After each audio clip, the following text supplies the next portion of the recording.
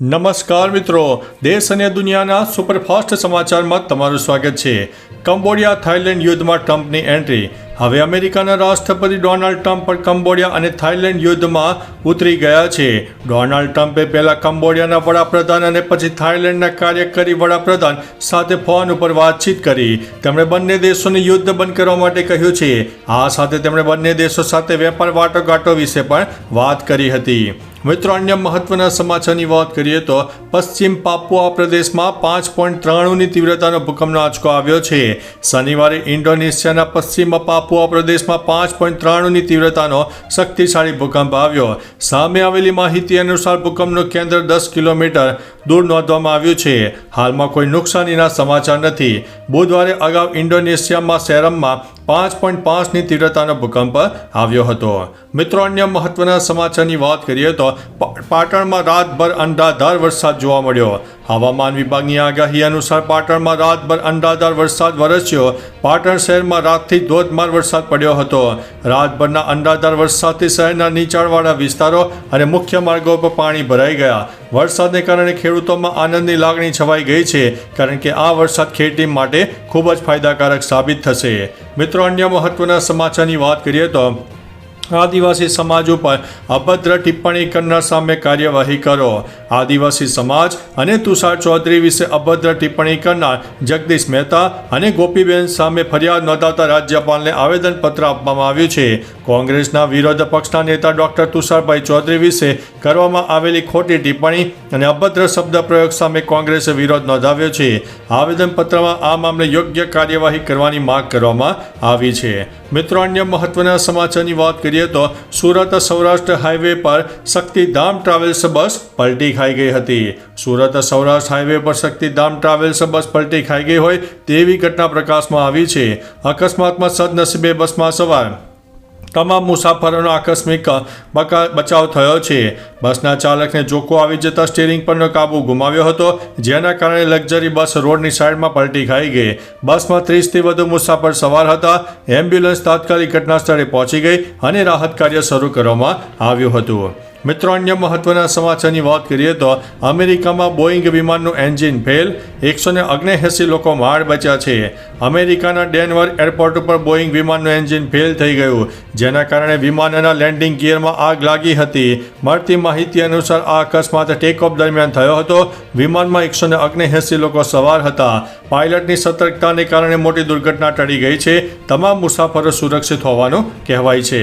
મિત્રો, અન્ય મહત્વના સમાચારની વાત કરીએ તો રુદ્રપ્રયાગમાં ભારે વરસાદથી તબાહી જોવા મળી છે. ઉત્તરાખંડના રુદ્રપ્રયાગ જિલ્લામાં ભારે વરસાદને કારણે પરિસ્થિતિ વધુ વણસી રહી છે. ગૌરીકુંડ નજીક કેદારનાથ તરફ જતા ફૂટપાથ પર મોટા પથ્થરો પડી જવાથી રસ્તો બ્લોક થઈ ગયો હોય તેવી ઘટના બની હતી અને 1600થી વધુ ચારધામ યાત્રાળુઓને સુરક્ષિત સ્થળે ખસેડવામાં આવ્યા છે.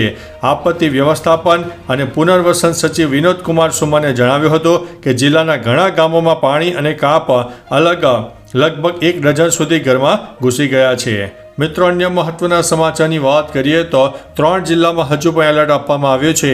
અરવલ્લી, મહીસાગર અને સાબરકાંઠા જિલ્લામાં હવામાન વિભાગે એલર્ટ આપ્યું છે.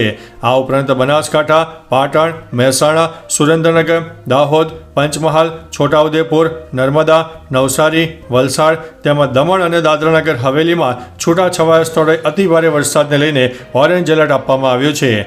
વડોદરા, ભરૂચ, સુરત, તાપી અને ડાંગમાં છૂટાછવાયા સ્થળે ભારે વરસાદને લઈને યલો એલર્ટ આપવામાં આવ્યું છે. મિત્રો, અન્ય મહત્વના સમાચારની વાત કરીએ તો ખરીફ પાકનું વાવેતર 4.42 લાખ હેક્ટરે. સારો વરસાદ થતાં ખરીફ પાકનું વાવેતર થઈ રહ્યું છે.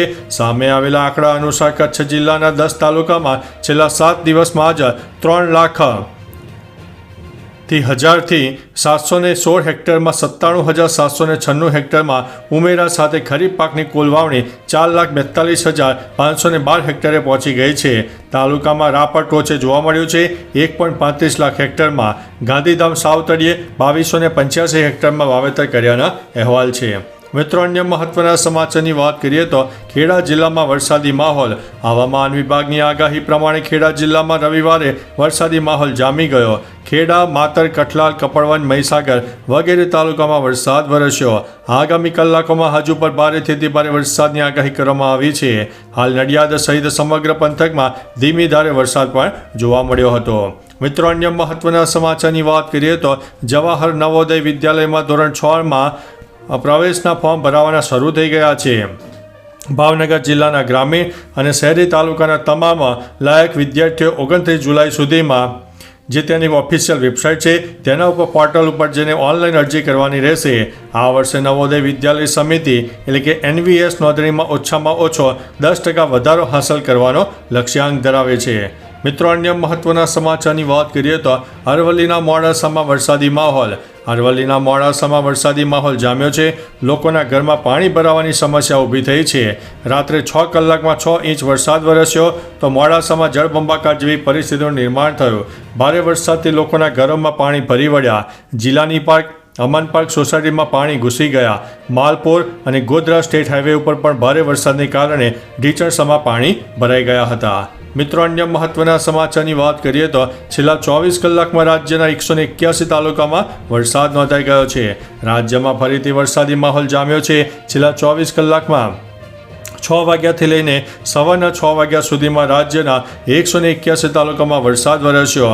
જેમાં સૌથી વધુ બનાસકાંઠાના વડગામમાં 7.5 ઇંચ, મોડાસામાં 6.25 ઇંચ, તલોદમાં 5.5 ઇંચ, સિદ્ધપુરમાં 5.25 ઇંચ, કપરાડા અને દહેગામમાં પણ 5.5 ઇંચ જેટલો વરસાદ વરસી ગયો હતો. મિત્રો અન્ય મહત્વના સમાચારની વાત કરીએ તો મંદિરમાં ભાગદોડ, 6 લોકોના થયા છે મોત. હરિદ્વારમાં મનસા દેવી મંદિરમાં ભાગદોડ મચી ગઈ હતી, જેમાં 6 લોકોના મોત નીપજ્યા હોવાના સમાચાર છે. જ્યારે 15 લોકો ઘાયલ થયા છે, જેમને સારવાર અર્થે હોસ્પિટલમાં ખસેડવામાં આવ્યા છે. મિત્રો અન્ય મહત્વના સમાચારની વાત કરીએ તો અમદાવાદમાં સરેરાશ 1.5 ઇંચ જેટલો વરસાદ ખાબકી ગયો. અમદાવાદ શહેરમાં પણ વરસાદી માહોલ જામ્યો. મોડી રાતથી વરસાદ પડ્યો. શહેરના જોધપુર, સેટેલાઇટ, શિવરંજની, વસ્ત્રાપુર, નિકોલ, રામોલ, ગોમતીપુર, રખિયાલ, મણિનગર, લાલ દરવાજા, ગીતા મંદિર, વાડજ, ઇન્કમટેક્સ ઉસ્માનપુરા સહિત વિસ્તારમાં 2 ઇંચ જેટલો વરસાદ પડી ગયો હતો. મિત્રો અન્ય મહત્વના સમાચારની વાત કરીએ તો બનાસકાંઠા જિલ્લામાં વરસાદી માહોલ. હવામાન વિભાગે કરેલી આગાહી પ્રમાણે બનાસકાંઠા જિલ્લાના અનેક વિસ્તારોમાં વરસાદી માહોલ જામ્યો. અમીરગઢ તાલુકામાં દિવસભર ધોધમાર વરસાદ પડ્યો. આ વરસાદથી લોકોને ગરમીમાં આંશિક રાહત મળી છે. હવામાન વિભાગના અનુમાન મુજબ આગામી દિવસોમાં પણ અનેક જિલ્લામાં વરસાદની શક્યતા વધુ રહેલી છે. તો ચાલો મિત્રો, ફરીથી દેશ અને દુનિયાના સુપરફાસ્ટ સમાચાર લઈને મળતા રહીશું. ત્યાં સુધી અમને રજા આપશો. નમસ્તે.